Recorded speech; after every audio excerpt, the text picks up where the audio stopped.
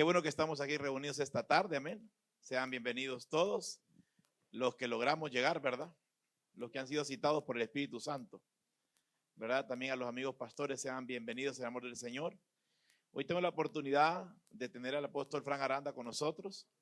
Hay algunos datos relevantes que yo quiero regalarle. El apóstol Aranda es nativo del Progreso, pero está en la ciudad de La Ceiba. Comenzó como ministro ordenado en la Iglesia de Dios y ahí yo lo voy transicionando. Actualmente tiene 23 años ejerciendo el ministerio apostólico. Tiene 21 iglesias bajo su cobertura que han nacido de él, ¿verdad? Y que sigue todavía pastoreando. Está casado con la profeta Soyapa y tienen 3 hijos ya casados también, ¿verdad? Por la gracia de Dios. Y pues, algo maravilloso, amados, iglesia y pastores, ¿verdad? Es que el apóstol Aranda conoce mis inicios. Desde que yo comencé en el Señor, me conoció en la iglesia del pastor Joaquín.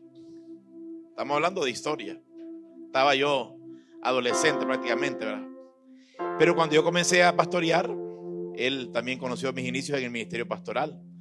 Entonces yo creo que que Dios lo envió para que hoy fuéramos deleitados, ¿verdad? Con la palabra que el Señor ha puesto en su boca. Así que yo quiero pedirle que atencione la palabra para que seamos bendecidos por el Señor a través de lo que Dios ha preparado, ¿verdad? A través de su siervo. Así que al apóstol, el lugar es suyo para avanzar con el tiempo. Démosle un fuerte aplauso al Señor, por favor. Honramos al Señor. Gracias al pastor y profeta Badaya, la doctora, muchas gracias a ella y su familia por recibirnos en esta linda hospitalidad. Gracias a la congregación local, muchas gracias. Y también entiendo que hay ministros del Señor entre nosotros. Gracias por estar aquí para tener esta coinonía en el Señor. Y entiendo que no es la reunión normal de ustedes, que es por la mañana, me decía el pastor. Y gracias por tratar de hacer que el horario cambiara para poder estar entre ustedes y compartir. Hoy en la mañana estuvimos con el apóstol Marquitos en Oasis de Amor. Y agradezco al Señor también que el pastor me contactó con él para poder tener un tiempo de esta gracia que nos cubre a todos y que nos está bendiciendo. Bendigo la vida del pastor, su familia, por esta transición de años. Creo que 15 años, ¿verdad? Sí, 15 años. Incluso estuve en la dedicación del ministerio que él inició en La Ceiba. Creo que fue en un lugar, en un billar. Y me tocó el privilegio de ser invitado para predicar. Y hoy que cumplen años aquí, 15 años de ministerio, y la iglesia acá, Nuevo Pacto en la capital, pues es un privilegio enorme. Realmente estoy agradecido con Dios. Y que yo quisiera dejarles en su hombre interior, en su hombre nacido de nuevo, la verdad divina que esta tarde el Señor puso en mi mente, en mi corazón, más bien días atrás, para poder compartir con ustedes. Quisiera yo utilizar como, quizás no como base, pero sí como algún grado de referencia, la primera carta a los Corintios. Primera carta a los Corintios, capítulo 15.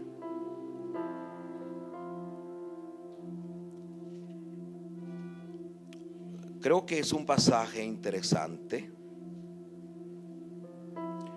para enfocar algo más que teológico. Quizás incluya un poquito lo teológico. Tiene que ver con los finales de los tiempos.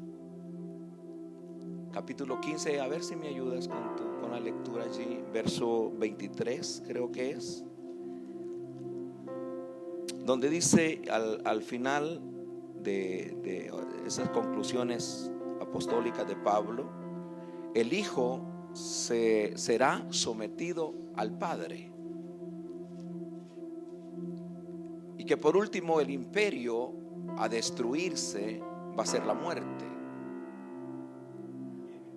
24, si me ayudas con la lectura. Luego, al fin, cuando entre el reino de Dios y Padre, cuando haya suprimido todo dominio, autoridad y potencia, porque preciso es que Él reine hasta que haya puesto a todos sus enemigos debajo de sus pies.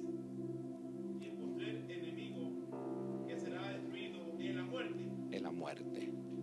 Vamos a leerlo de nuevo para que captemos la interpretación, ¿verdad?, que Pablo quiere hacerle a este pasaje. Luego, el fin, cuando entregue el reino del Dios y Padre, cuando haya suprimido todo dominio, autoridad y potencia, porque preciso es que Él reine hasta que haya puesto a todos sus enemigos debajo de sus pies, y el postrer enemigo que será destruido es la muerte, porque todas las cosas las sujetó debajo de sus pies. Y cuando dice que todas las cosas han sido sujetadas a Él, claramente se exceptúa aquel que sujetó a Él todas las cosas, porque luego que todas las cosas le estén sujetas, entonces también el Hijo mismo se sujetará Glorioso. al que se sujetó a Él todas las cosas, para que Dios sea en todos, en todos. Gloria a Dios. ¿Entendieron la lectura, verdad? Que el Señor entregará todo lo que el Padre le entregó a Él al final de la dispensación de estos tiempos, tanto Cronos como Kairos. Los tiempos Kairos son los tiempos de Dios.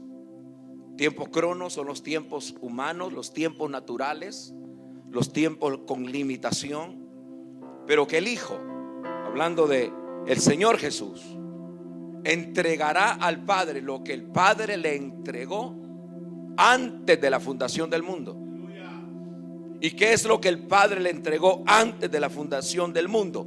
A la iglesia. El cielo o el reino retuvo la iglesia hasta que era el tiempo Kairos, que la iglesia fuera manifestada después de la muerte, resurrección y ascensión del Señor Jesucristo. Es lo mismo que ahora está sucediendo. 3:18 al 21 de Hechos. El reino, diga el reino, está reteniendo a Jesús el Señor. Yo sé que todos oramos y la expectativa de la iglesia visible es que el Señor venga. ¿Sí o no? E incluso las oraciones comunes, naturales de todos nosotros, es lo que Juan concluyó en el Apocalipsis diciendo: ven, Señor Jesús. Y las prédicas intencionales, comunes, atrás de los púlpitos, en las redes, es la proclamación: ya viene el Señor. ¿Sí o no? Y yo sé que en la teología nuestra buscamos acelerar su venida. Y no solo la oración, no solo las prédicas, es lo que creemos. Con cualquier movimiento natural, cualquier asunto cósmico, social, político, habrá quienes se atreven a pensar y a decir: es que el Señor viene. ¿Sí o no?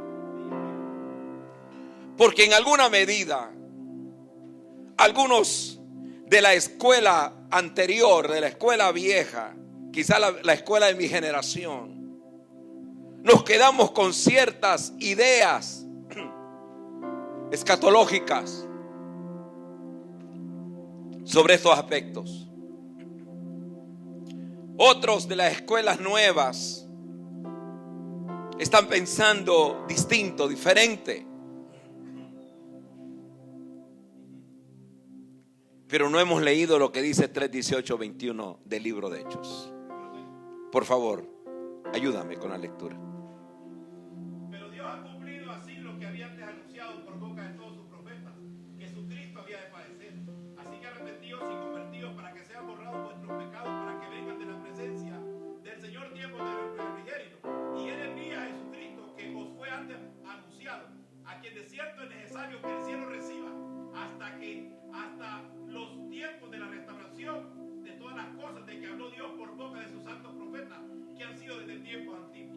Búscame la Nueva Versión Internacional en ese mismo pasaje. Aquí la versión común que todos usamos dice: hasta que el cielo, es necesario que el cielo reciba a Jesús el Señor. Pero cuando esta escritura en esta versión está hablando de que el cielo reciba, está hablando de la ascensión de Jesús el Señor. La ascensión, ustedes entienden eso, ¿no? Muerte, resurrección, ascensión.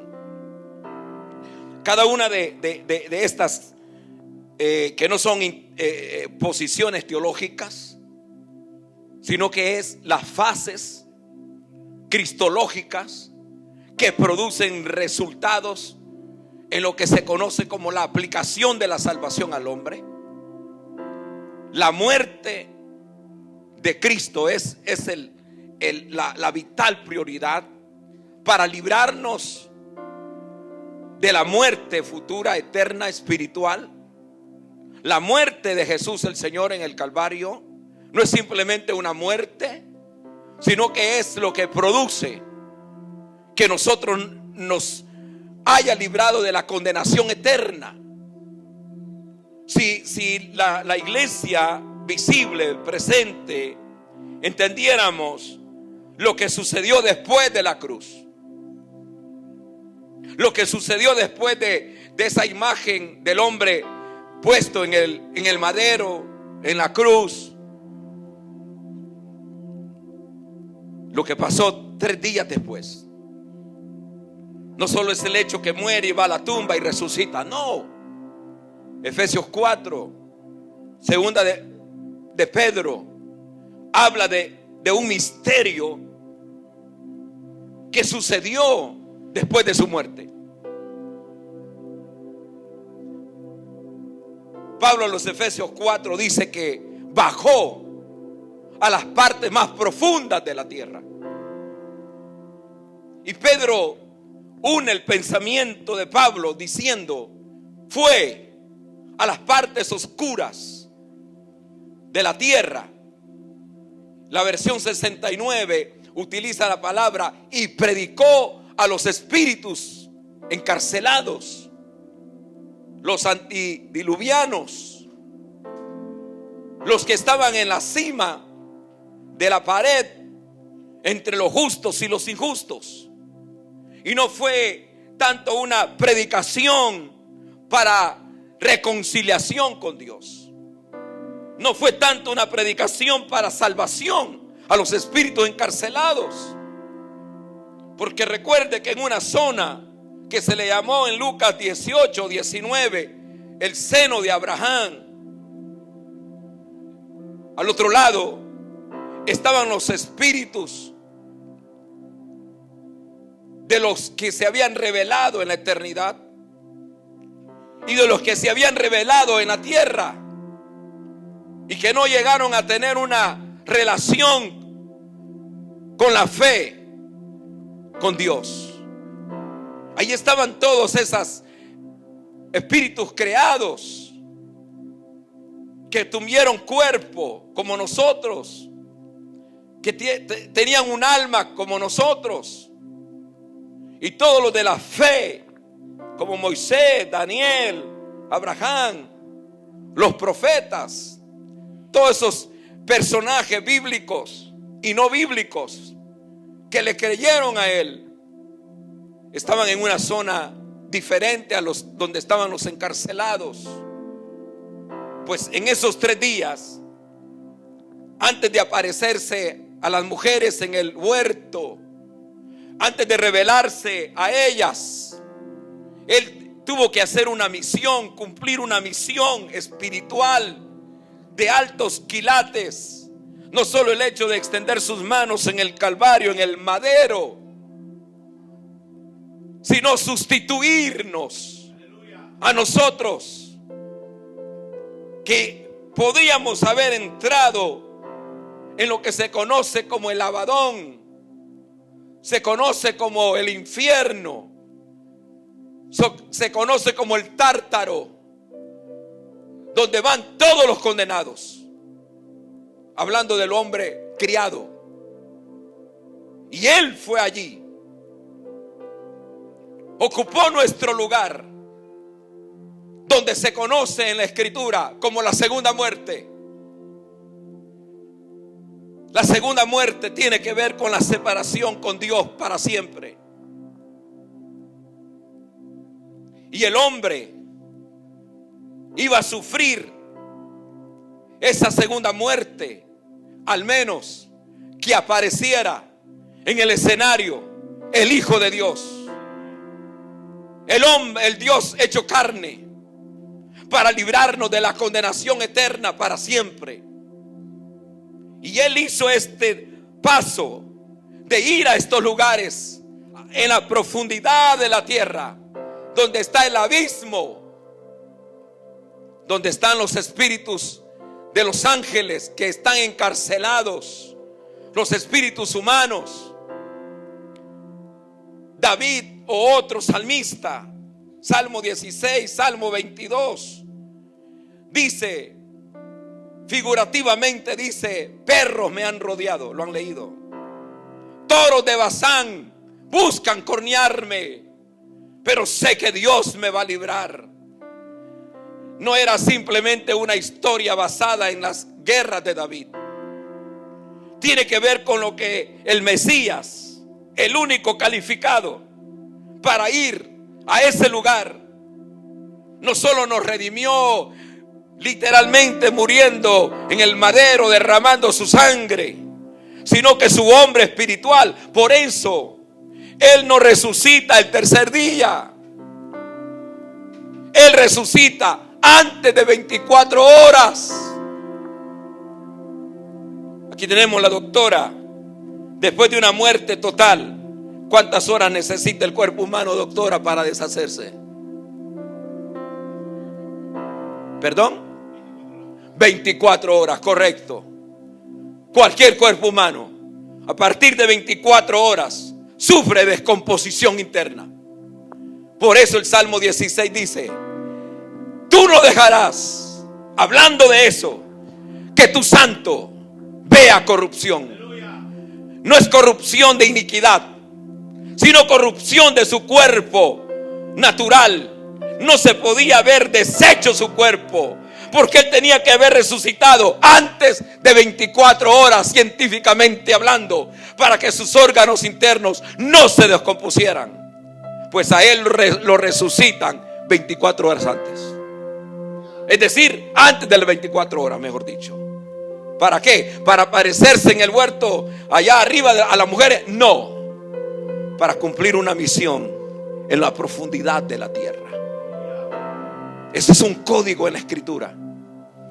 Para que la iglesia del Señor, líderes, ministros del Señor, que la redención no solamente tiene que ver con algo literal en el Calvario, físico, tiene que ver con algo más profundo. Porque Él apareció. Y dice Apocalipsis 1, mi estimado pastor y profeta, Apocalipsis 1 dice que le quitó las llaves, las llaves de la muerte y del Hades. Se las quitó. ¿A quién? Al que gobierna allá en las tinieblas, que por cierto no solo es uno, son varios. Llámese como se llame, Hasatán, diablo, serpiente antigua, no importa cómo se llame, porque no solo es uno, son jerarquías. Y dice que le arrebató, fue y le arrebató. ¿A dónde? En el lugar donde Él estaba sentado, en el lugar donde Él gobernaba. Por eso es que el salmista dice, toros me rodean, perros me rodean. Porque está hablando tipológicamente, simbólicamente de la naturaleza de los demonios. Está aquí. Que los demonios no son los ángeles caídos. Los demonios son los espíritus de los gigantes que nacieron producto de la mezcla de ángeles y de mujeres, y por eso fueron gigantes. ¿Cómo le llamaríamos a eso en ciencia? ¿Perdón? Híbridos. Los nefilín. Esos son los demonios. Esos son los seres espirituales que por miles de años dañaron la humanidad. Y una vez que murieron, todos tenemos la creencia que en el diluvio murieron todos. ¿Verdad que sí? Pregunta número 1: ¿por qué aparece en el tiempo de David? ¿Por qué David tiene que enfrentar a Goliat? Y no solo era Goliat, tenía un par de hermanos más. Y dice que eran gigantes. La pregunta es: ¿a dónde se vino esa semilla? ¿Con quién se vino esa semilla? Sí, solo 8 se salvaron, supuestamente, del diluvio. ¿Sí o no? ¿Sí o no? Entonces había que investigar, profetas o pastores que son maestros o otra línea, en qué vida se vino esa semilla para que aparecieran gigantes. Y no solo en el tiempo de David, ¿verdad? Hubo otro tiempo, otros gigantes que aparecieron por ahí. Pero vamos a lo que Jesús el Señor hizo. Es decir, Jesús entró al infierno. ¿Están aquí? Y no solo le arrebata las llaves al enemigo, derriba el imperio del enemigo. Le dice a los justos que están ahí, antiguotestamentarios, que ellos son la primicia de Él. Por eso dice que Cristo resucitó primero. Luego dice las primicias. El día que Él sale de allí para aparecerse a las mujeres en el huerto, arriba en la tierra. Recuerden que ahorita estamos acá abajo, ¿verdad? Donde Él está en el escenario. Dice en Mateo 27:52 que muchos santos, léelo, porque me gusta oír la escritura, que muchos santos que habían muerto resucitaron y le aparecieron a muchos en la ciudad de Jerusalén. Ellos son la primicia de la resurrección. Diga, primicia de la resurrección. Y Pablo lo recuerda y dice: primero Cristo resucitó, luego las primicias, luego los que resucitarán en su venida. Aleluya. Allí es el cumplimiento de todo el sacrificio, entrega, muerte, resurrección, ascensión que Cristo hizo por nosotros. El valor de la redención es incalculable. No hay precio, que Pedro dice, no es oro ni plata, ni oro ni perlas preciosas, sino con la sangre, dice, maravillosa de Cristo, en el cual Él nos ha redimido. Él redime a la humanidad. Por eso cuando Él aparece y una de las mujeres le quiere tocar, la versión 69 pareciera que no se deja tocar, pero otras versiones dice: no me estás tocando como antes me tocabas. La versión normal dice: no me toques, porque primero subiré a mi Padre. Pero otras versiones dan a entender, si fue María Magdalena otra, que lo tocó y se impresionó al tocarlo, porque estaba no solamente resucitado, estaba dimensionado. Ya no era el mismo cuerpo natural. No es que le cambiaron el cuerpo, era su mismo cuerpo, pero resucitado en una dimensión sin tiempo ni espacio, al grado que Él podría aparecer en este lugar aunque todo esté cerrado. Y así lo hizo con los apóstoles por 11 veces Nuevo Testamentario se apareció a los discípulos. Mientras ellos estaban reunidos, se aparece, porque el cuerpo resucitado de Él estaba dimensionado, pero no era un espíritu como lo pensó Tomás. Le digo: mira, mete tus manos, pon tu dedo en mis manos. Y cuando Tomás lo hizo, Tomás dijo: tú eres el Señor. Y los salmos dicen que se abrieron las puertas del cielo en la ascensión. Se abrieron las puertas del cielo y los ángeles, querubines, serafines, arcángeles preguntaron: ¿quién es este que sube del desierto? Y los coros celestiales contestaron: Él es el Señor de los ejércitos. Ábranse, oh puertas eternas, y entrará el Rey de gloria. Y entrará el Rey de gloria.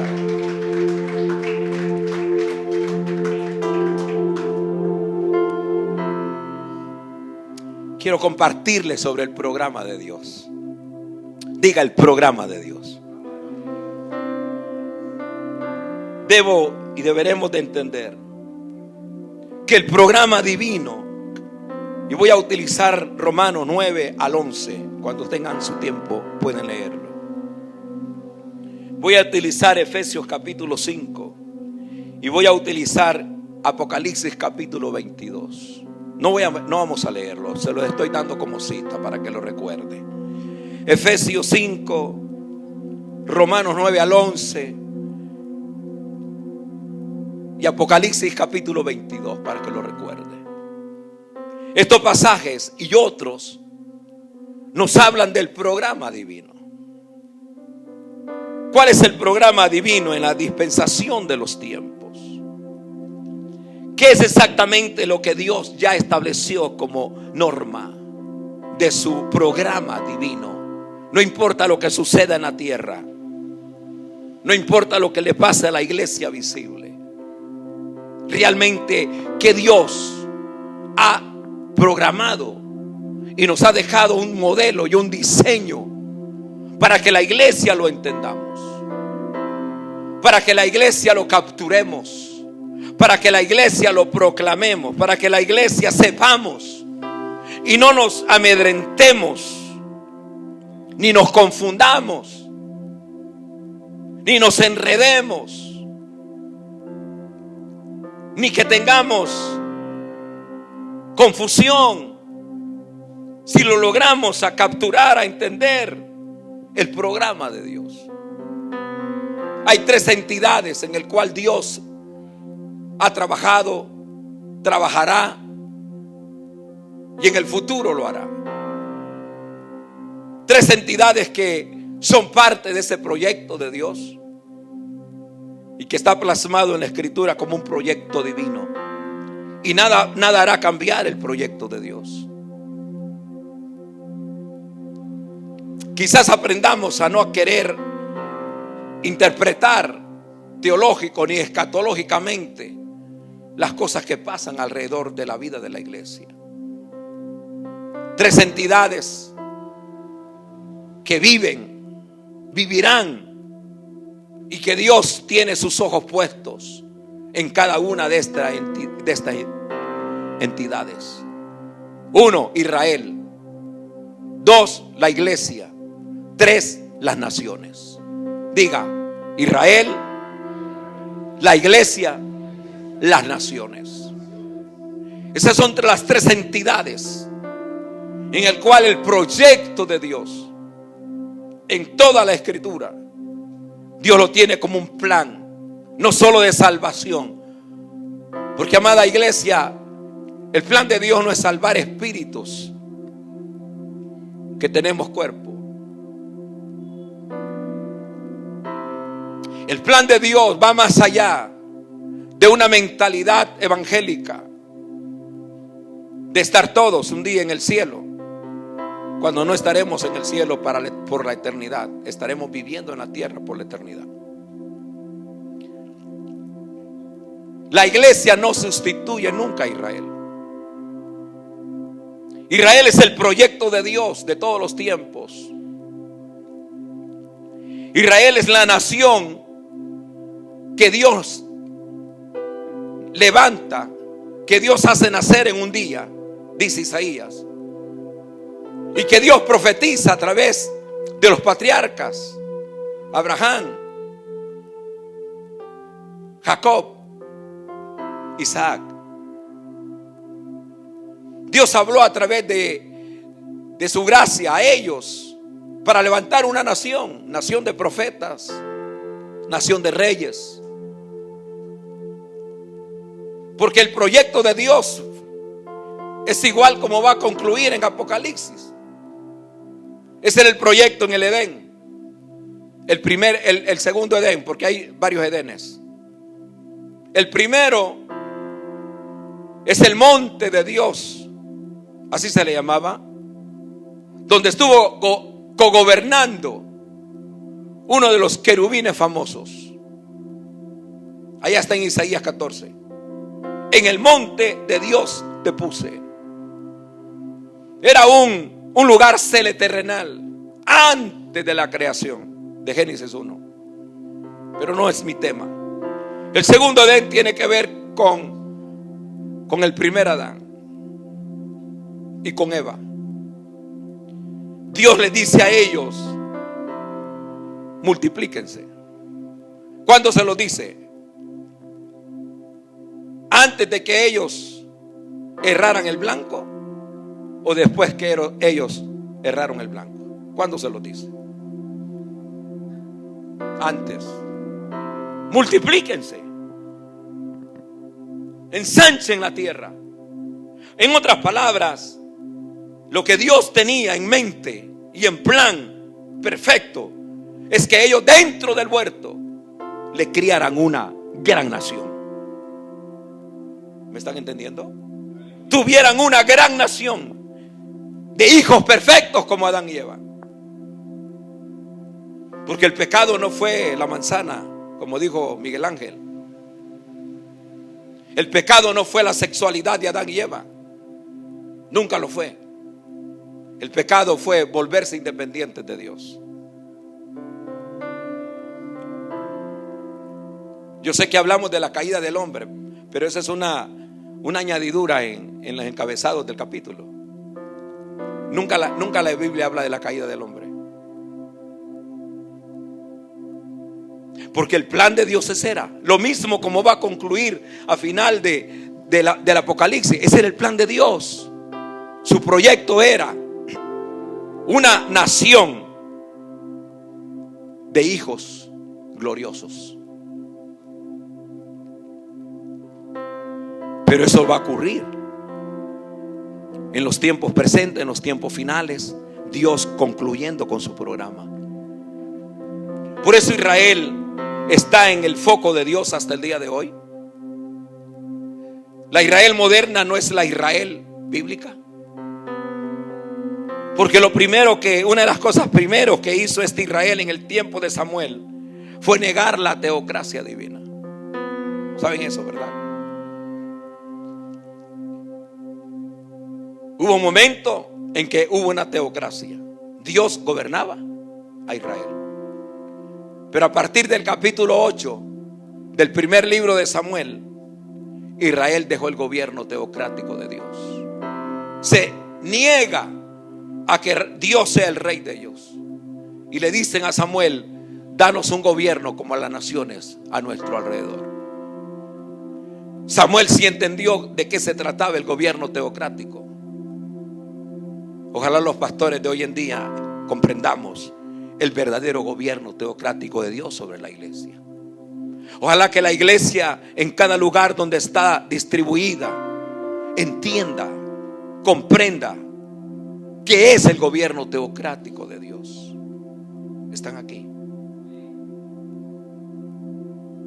Ojalá que las instituciones, las denominaciones, entendamos el gobierno teocrático divino en la casa de Dios. Porque cuando tocamos esas esferas, humanamente hablando, afectamos el gobierno teocrático que hoy en día debe gobernar la iglesia, que se llama Espíritu Santo. Porque hoy en día son unos ancianos que te mandan y que mandan en la iglesia, o diáconos, pero hay que enseñarles qué es el gobierno teocrático divino, que nos manda a nosotros los pastores y que manda a la congregación también. Eso hay que restituirlo, eso hay que restaurarlo en la casa de Dios. Pero volvamos al tema. Israel es una nación profética, que Dios va a cumplir su proyecto, su programa con ellos, aunque ellos le abandonaron, aunque ellos negaron la teocracia divina. Aparecieron reyes, aparecieron profetas, aparecieron otras cosas en el futuro de ellos a partir de Samuel hasta el día de hoy, imperios que lo gobernaron. Dios tiene un plan, Romanos 9 al 11, con Israel. Un plan que se está desarrollando progresivamente, aún en las circunstancias que ellos viven hoy en día, en el presente. Falta aquello que uno de los profetas dijo, la aflicción de Jacob. Cuando el Israel moderno vea que está rodeado de los ejércitos de las naciones que están contra él, que se acerca el Armagedón, Israel clamará al que está sentado en el trono. Entonces va a venir la defensa divina, y no tenemos tiempo, porque quien lo defiende en ese momento es la venida de los santos, es la venida del Rey de Reyes, del Señor de Señores. Es la venida de que los ángeles le dijeron a los discípulos en capítulo 1 del libro de Hechos: este mismo Señor que venir en la nube con sus santos de millares. Es el mismo que el profeta Enoc, séptima generación de Adán, profetizó: miré al Señor venir con sus santos de millares. Ahí serán librados de la guerra de Armagedón. Y la segunda guerra mundial, la segunda guerra, ¿cómo se llama? Apocalipsis 16, 18. Primero es Armagedón, ¿verdad? Y la segunda guerra, que tiene que ver con, perdón, no, la segunda guerra mundial, a finales de capítulo 16, 18 por ahí, Gog y Magog, gracias. Esa es la última guerra mundial. Dios los va a librar a ellos de estas situaciones complicadas que la Israel moderna va a sufrir. Por eso esa es una entidad eterna, desde el día en que Dios la levanta como la nación donde iba a enviar a su hijo a nacer. Por eso es que Jesús dijo: de los judíos viene la salvación, hablando del Mesías. No que ellos son los que nos salvan, no, sino que allí nació el Mesías, Redentor, el Yeshua HaMashiach en el hebreo, el Redentor del mundo. Entonces Israel tiene su periodo y va a tener su periodo de cumplimiento. Todos los pensamientos de los países que están alrededor de ellos de destruirlo no va a ocurrir, pero sí los van a afligir, porque eso se llama en el libro de los profetas, se llama la aflicción del día de Jacob. Entonces es una entidad que Dios la va a restaurar y va a haber salvación para ellos de alguna manera. Por eso es sorprendente que en el presente tiempo los sumos sacerdotes, escondidos al público, han preparado todo. Los levitas están listos. ¿Están aquí? Está listo el sacrificio, la vaca roja, el cordero, porque ellos todavía están ortodoxamente dependiendo de eso. Están aquí. Pero Dios le va a aceptar esos tiempos, porque el trato con ellos va a ser un trato directo, formal, para salvación, quizá no de todos, porque la palabra dice, aunque hayan nacido en Israel, no todos son israelitas. Ese es el proyecto de Dios con ellos. Por eso nadie puede sustituir esa nación en cierto sentido y en muchos sentidos. La segunda entidad es la iglesia. La iglesia que nació antes de la fundación del mundo y que al venir a Cristo, literalmente, como lo hemos hecho cada uno de nosotros, Él nos buscó, Él nos encontró, nos redimió, nos perdonó. Y estamos experimentando sobrenaturalidades. Estamos experimentando marcas cristológicas. Estamos experimentando innovación. Por eso es que la iglesia del Señor no podemos quedarnos en el letargo. No podemos quedarnos en el tiempo atrasados. Tenemos que renovar y entrar en las dimensiones que el reino tiene para nosotros. Dice la palabra en Génesis 12 que Dios le habló ¿a quién? Para irse a la tierra prometida. ¿A quién, iglesia? Ajá. ¿A quién, iglesia? Quiero que la iglesia también responda. ¿A quién le habló Dios? Vamos a volver. ¿A quién le habló Dios? Otra vez en voz más alta. ¿A quién le habló Dios? Fue a la segunda persona que le habló, pero le habló a alguien más por primera vez. ¿Están aquí? Dice la palabra, Génesis 12, que Dios le habló a Nacor, el padre de Abraham. No, Nacor era el hermano, era el tío. Ayúdenme. 12 de Génesis. ¿Ah? 12, Génesis 12. No tienen Biblia, hermano. Es más fácil. Es más fácil leer la Biblia. No. Taré. Diga Taré. Diga, Dios le habló primero a Taré. ¿Quién era Taré? El padre de Abraham. Y mire, y dice allí que Dios le habló. ¿Eres pastor? Que Dios le habló, pastor, dice. Y le habló de la tierra prometida a Taré. La palabra Taré significa retraso. Y le habló a Taré para ir a la tierra prometida. La pregunta es, ¿por qué no llegó Taré a la tierra prometida? Porque dice que tomó sus cosas, Taré y sus hijos, y se encaminó. ¿Cómo dice? Lo leemos. ¿Y sabe qué significarán? Estancamiento. Uní una oración. Taré, retraso, murió en Harán. Pero correcto. Entonces formemos una oración. Retraso, murió en estancamiento. Dígalo. Retraso, murió en estancamiento. ¿Y qué nos pasa a la iglesia visible? La iglesia visible es la única que nos resistimos a los cambios. Tanto ministros como congregación resistimos a lo que Dios podría impartirle. No se trata de una iglesia grande, no se trata de una iglesia pequeña, se trata de la dimensión de los diseños divinos, donde Dios quiere trasladarnos a todos progresivamente.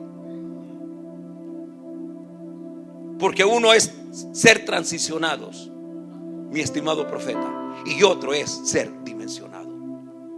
Pero necesariamente para ser dimensionado necesitamos transición. Dígalo. Para ser dimensionados, primero necesitamos ser transicionados. ¿Qué tiene que ver con transición? Cambios. Pero si hay una entidad en nuestra tierra, en nuestro mundo, que se resiste a los cambios se llama iglesia. Y los primeros, y quiero hacerlo con mucho respeto, los primeros que nos oponemos a las transiciones somos los líderes pastorales o apostólicos o proféticos, porque estamos hechos a tradiciones, y puede más el mandamiento de los hombres que el espíritu de la palabra. Por eso es bien difícil que Dios nos quiera llevar a otras sobrenaturalidades, porque la palabra dimensión de eso se trata. Me gusta la versión Pichita, donde dice: y el yugo se pudrirá a causa de la unción. La versión 69. La versión Pichita dice: el yugo será podrido a causa de las dimensiones. Léalo. La versión Pichita, léala. Se cree que es como del lenguaje arameo, ¿verdad? ¿Por qué? Te da otra luz. El yugo se pudrirá a causa de ¿qué? De las dimensiones. Porque el reino lo que tiene es dimensiones que progresivamente podría irte mostrando. Porque, amados, si hay algún principio, es que nadie tiene toda la verdad. ¿Está aquí? 2, nadie tiene la verdad absoluta en su ministerio, en su iglesia, en su llamado. No, usted tiene una verdad, usted tiene otra, ellos tienen otra, los ministros ellas tienen otra verdad. Si esas verdades las conjugamos y las conjuntamos para edificar al cuerpo de Cristo, vamos a ser más que edificados, más que reedificados. De manera entonces que si retraso murió en estancamiento, podría ser una figura para la iglesia visible. Que permitamos que la gracia de Dios, la cual hemos interpretado muy bajamente. Usted le pregunta a alguien ¿qué es la gracia? Y todos respondemos: es el don inmerecido de Dios. No, todavía no hemos entendido el poder de la gracia, las dimensiones de la gracia, lo sobrenatural de la gracia. Por gracia estamos hoy aquí, todos sentados o parados. Por pura gracia estamos sostenidos. Por pura gracia revelada al espíritu y a la mente, al corazón de cada uno de nosotros, es que tenemos la vida de Dios en nosotros. Entonces esta iglesia, eclesía, quejilá, asamblea de llamados, me gusta más, un poquito más la quejilá en el lenguaje hebreo. Dice que es la congregación de los justos, la asamblea de los primogénitos. Otro pensamiento: los justos hechos perfectos. Yo hice una pregunta a la iglesia, ¿verdad?, en la mañana, que cuántos eran pecadores. El 60% levantó las manos. Es verdad. Le hice esa pregunta: ¿cuántos de ustedes son pecadores? El más 60% levantó la mano. Tenemos que entender que nuestra naturaleza cambió el día del Señor. Nosotros, pero la iglesia se sigue maltratando a sí misma. En cualquier lugar donde estemos, nos seguimos tratando como pecadores. La palabra dice: el justo. ¿Qué es usted entonces? ¿Un pecador o un justo? Justo. Es que no se trata de lo que yo hago, de lo que yo soy en sí. No se trata de eso. Se trata del poder de la resurrección, de la muerte, del derramamiento de sangre, de la resurrección, de la ascensión, de la intercesión que Él hace permanente por mí. Entonces yo me presento ante Él como lo que Él hizo, la presencia de Dios.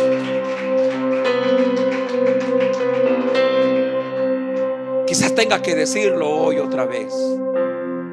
pero utilizamos como amuletos ciertas divinidades que no están autorizadas para hacer lo que nosotros evangélicamente pensamos que está autorizado para hacerlo. ¿Me das permiso de decirlo? Tú eres la autoridad aquí. Amados, ¿cuál es el común denominador al usar la sangre de Cristo? Exactamente. Pero ¿quién nos dijo a nosotros que la sangre de Cristo, pastores, líderes, salmistas, profetas, es para cubrir la casa, es para cubrir el carro nuevo, es para cubrir una persona que va a viajar, es para cubrir a los niños? ¿Quién nos dijo a nosotros eso? La tradición evangélica nos lo dijo. Y la mayoría de nosotros seguimos lo mismo sin investigar en la palabra del Señor. La sangre preciosa del Cordero de Dios, los que están en Facebook, la sangre de Jesús es para perdón de pecados, es para perdón de nosotros mismos, la iglesia. La sangre, esa sangre, cuando se habla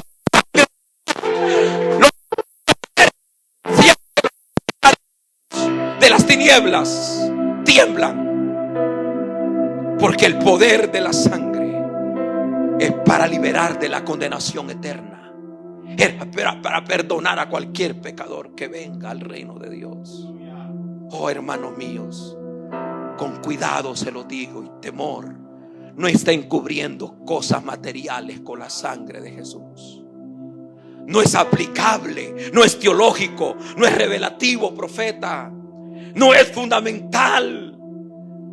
Si no lo es, entonces los ministros de Dios no podemos estar enseñando a la iglesia amuletos,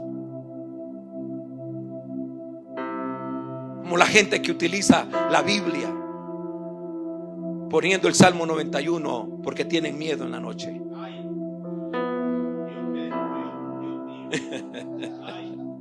Él es único. No, eso no produce nada.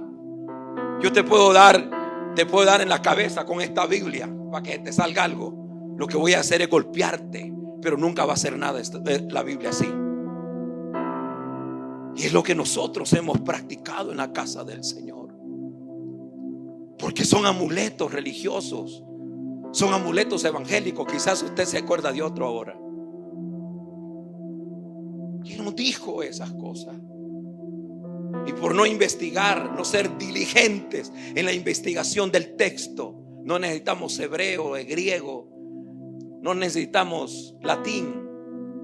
Simplemente el texto no pierde su autoridad, aunque tenga latinización. Polarización se llama, ¿verdad? También, aunque tenga tergiversación el texto por la versión, no pierde su autoridad, porque es la palabra escrita, es el logos, es el rema, es el memra de Dios.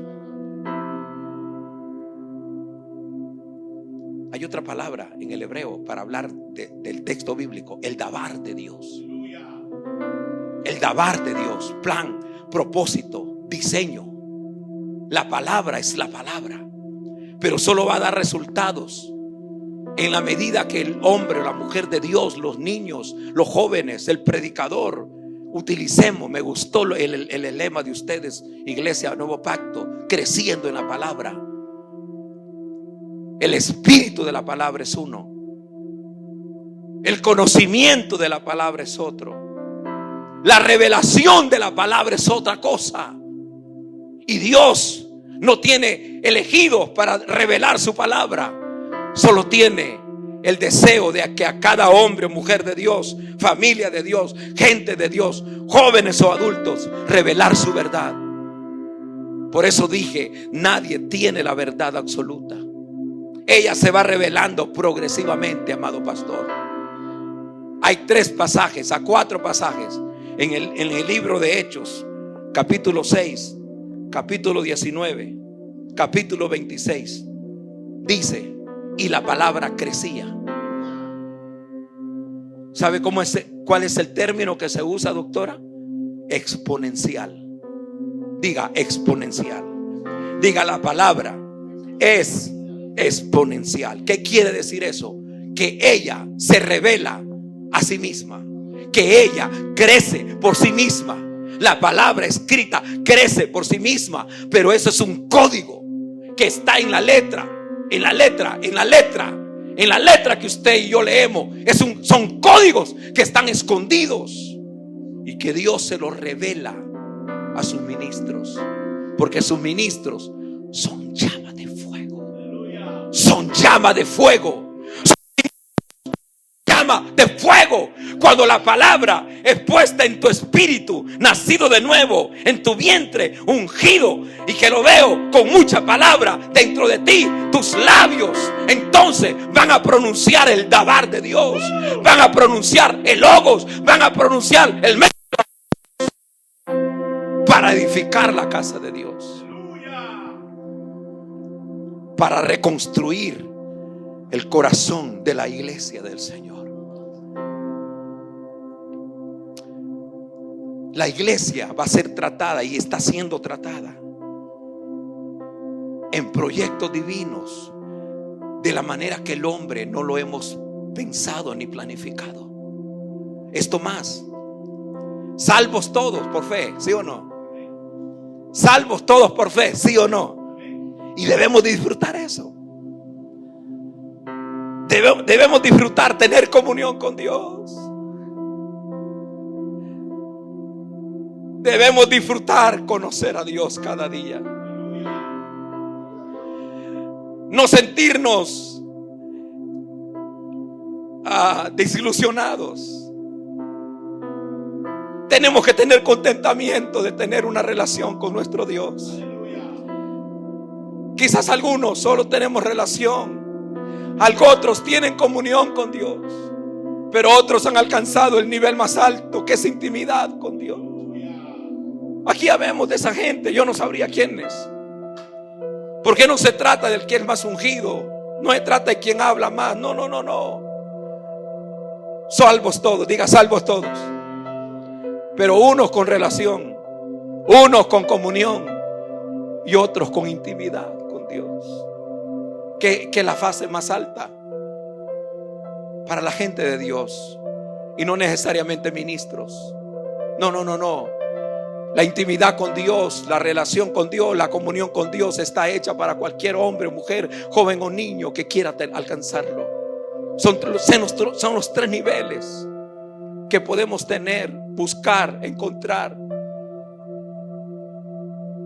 Por eso es importante la atmósfera en la casa de Dios, desde el principio hasta el fin. Todos somos salvos en fe, en Cristo, pero tenemos que entender la posición del ser y del estar en Cristo. Porque déjeme decirle que al final, sea después de la muerte que tengamos algunos, después de la levantamiento que tengamos algunos, habrá en el cielo posiciones celestiales. No todos estaremos en el mismo lugar, correcto. Habrán posiciones en el cielo. Si usted quisiera entender lo que el Nuevo Testamento revela, unos seremos la esposa novia con la que Él se casará. Apocalipsis 19. Otros seremos profetas solo invitados a asistir a la boda de la esposa con el Cordero de Dios. Y otros solo serán acompañantes. Búsquenlo en el Nuevo Testamento. No todos estaremos en el mismo lugar. No. Y lo que nos califica para eso es el nivel de consagración que alcanzaste estando en el cuerpo. La consagración no es mi posición. Es que es apóstol. No, nada que ver. Es que es predicador de 50 años. Nada que ver. Es el nivel de consagración que alcancé estando en el cuerpo, teniendo un alma adentro y un espíritu. El nivel de consagración que todos nosotros alcancemos y que logremos alcanzar el nivel más alto. ¿Cuál es el nivel más alto? Intimidad. Pero hay otro nivel más alto: llegar a ser como Él. Efesios 4:13, lo puedes leer.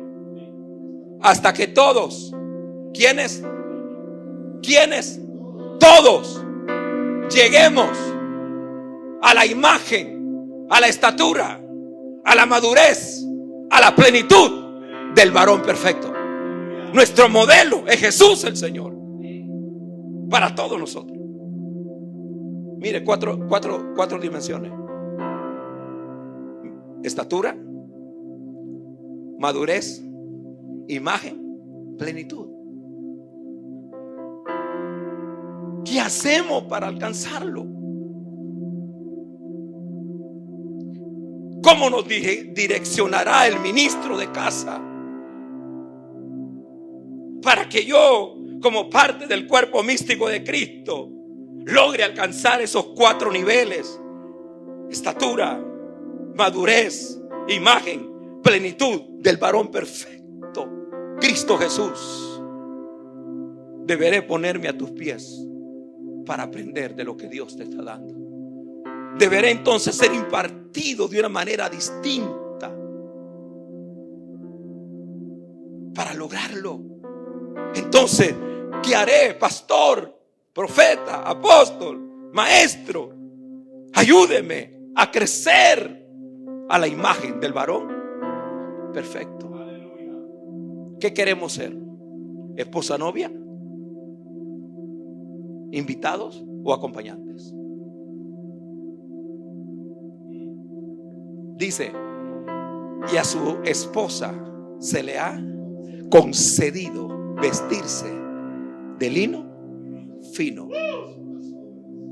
Y luego dice: bienaventurados los que son invitados, no la novia.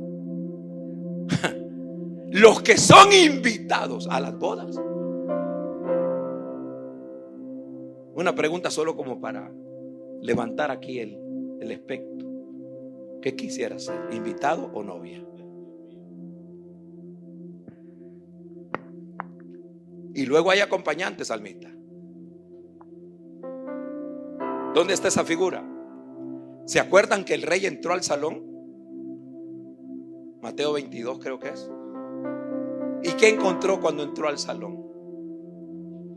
Oh, alguien que no estaba vestido de boda. La pregunta 1: ¿a dónde ocurre ese drama? ¿En el cielo o en la tierra? En el cielo tiene que ser.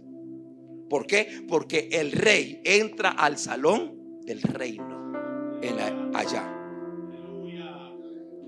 Pregunta: ¿dónde va a ser la fiesta? Chacho, Dios te está dando revelación. Sigue así, fluye. Sigue así, varón. ¿Eres pastor? Santo Dios, poderoso. La pregunta es, doctora, ¿cómo entró ahí? Si no estaba vestido como invitado o de boda, ¿cómo entra ahí? Porque el individuo ese es salvo. Es salvo. No podría entrar al salón del reino si no es salvo. Correcto. Para entrar a la boda, salvo, pero no con las vestimentas de lino fino. Era acompañante, ni invitado siquiera. Y dice que enmudeció delante del rey, porque el rey le pregunta: ¿a dónde? ¿Cómo entraste aquí? Es que eso se trata, pastor, de las vírgenes imprudentes que nosotros mandamos al infierno, los predicadores. Y que las vírgenes imprudentes no se van con el Señor porque son insensatas, pero porque son vírgenes, estimado profeta. 2, ¿por qué son 10 vírgenes? Porque el número 10 en el hebreo representa la plenitud de la iglesia. Porque no son las no son las que nosotros los predicadores hemos dicho. 5 se quedan, 5 se van. No, todas se van. Nosotros somos los que le hemos dado la condenación a esas 5 que representan a todos los creyentes tibios, decimos nosotros. No, los creyentes tibios salvos, pero no esposa novia. Y eso no se trata, que yo voy a hacer. No, aquí eso lo va a calificar el Señor. Mi nivel de consagración cuando llegue allá va a destinar dónde estaré. Acompañante, invitado o la iglesia, esposa. Salvos todos, pero en diferentes posiciones celestiales. Dígalo conmigo, salvos todos, pero en diferente posición. Pero les pregunto a ustedes, racionalmente, ¿qué quiere ser usted? De las tres entidades, de los 3 distintivos, ¿qué quiere ser usted? Yo voy a decir, bueno, yo quiero ser la primera. Pero tengo que elevar mi nivel de ¿qué? Estando en el cuerpo.